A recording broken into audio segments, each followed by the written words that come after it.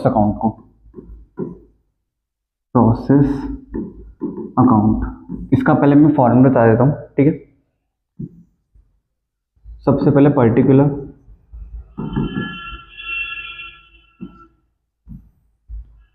उसके बाद quantity, then amount.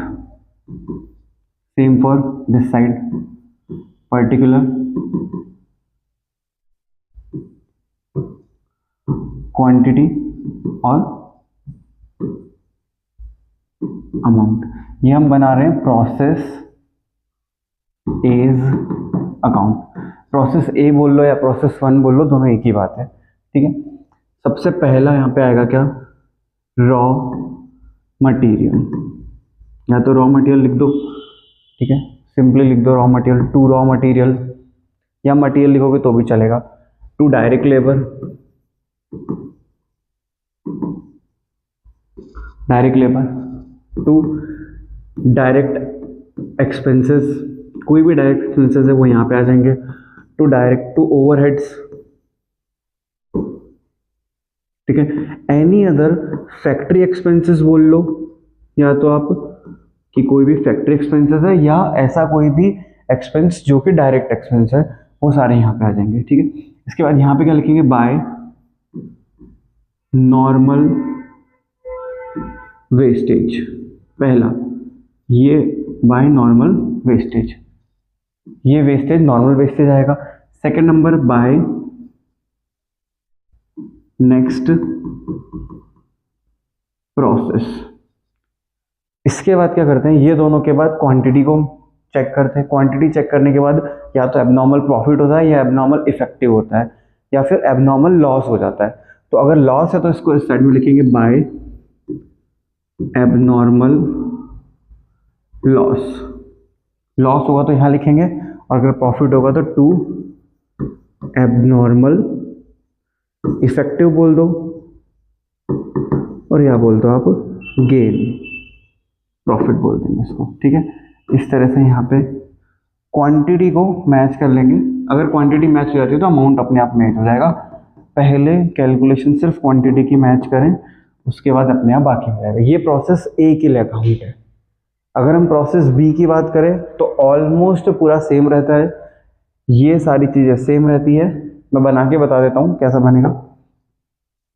यहाँ पे प्रोसेस बी अकाउंट की बात कर लेते हैं। सबसे पहले पर्टिकुलर्स,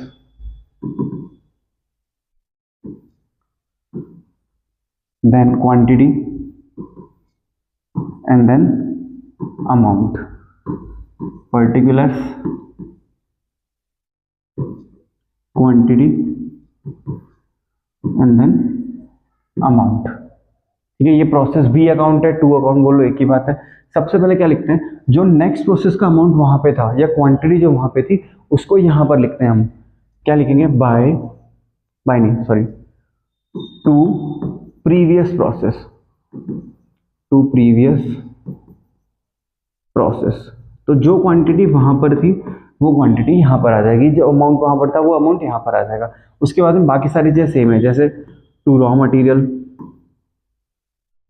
सेम रहेगा, टू डायरेक्ट लेबर वही वाला नहीं, जो क्वांटिटी दूसरी दे रखी है वो, to overheads, to any other expense, ठीक है। Then again by normal profit, sorry normal wastage, by normal wastage, by normal wastage, then by, अगर ये प्रोसेस यहाँ पे खत्म हो जाती है, दो ही प्रोसेस अकाउंट में, तो यहाँ पे आएगा बाय फिनिश गुड्स, और अगर नहीं है तो नेक्स्ट प्रोसेस करके नेक्स्ट उस पर हम आ जाएंगे, बाय फिनिश गुड्स लिख देंगे। और इसमें भी अगर एबनॉर्मल लॉस है तो यहाँ पर आ जाएगा, और अगर प्रॉफिट है तो टू एबनॉर्मल, या तो बोल लो इफेक्टिव और या बोल लो उसको गेन। फंडा सिंपल है कि पहले सिर्फ क्वांटिटी मेजर होगी, क्वांटिटी अगर मैच कर दी आपकी तो उसके बाद बाकी सब चीज़ें अमाउंट अपने आप मैच कर जाएगा। अब मैं आपको कैलकुलेट करना बताता हूँ कि नॉर्मल वेस्टेज कैलकुलेट कैसे करना है। नॉर्मल वेस्टेज के लिए उसकी स्क्रैप वैल्यू दे रखी होती है, उससे मल्टीप्लाई कर लेते हैं। लेकिन abnormal wastage, abnormal loss, abnormal gain and finish goods, ये कैसे कैलकुलेट करते हैं ये देख लेते हैं अपन। फॉर फिनिश गुड्स बोल लो आप, चाहे इसको आप बोल लो इसको फॉर नेक्स्ट प्रोसेस का जो अमाउंट होगा वो, या आप बोल लो फॉर एबनॉर्मल लॉस बोल लो, या फिर इफेक्टिव बोल लो, या फिर गेन बोल लो।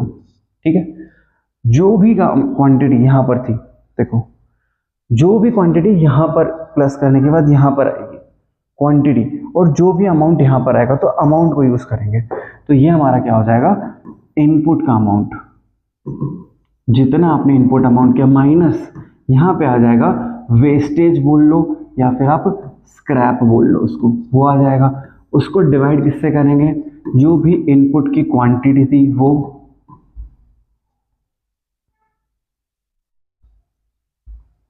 जो भी इनपुट की क्वांटिटी थी वो, उसमें से माइनस जो वेस्ट हो गई क्वांटिटी वो वाली, इससे आपका ये निकल जाएगा। ये है पूरा फॉर्मेट प्रोसेस अकाउंट का कैलकुलेशंस करने के लिए। हो सकता है कि वहाँ पे एक और लॉस दे रखा हो जो कि वेट लॉस हो या और किसी तरीके का लॉस हो जिसकी वैल्यू दे रखी होगी, तो उसको भी आप कहाँ पे काउंट करेंगे, यहाँ पे आ जाएगा वो वेस्टेज या फिर लॉस किसी भी तरीके का है, जैसे वेट लॉस हो गया तो वो भी यहाँ पर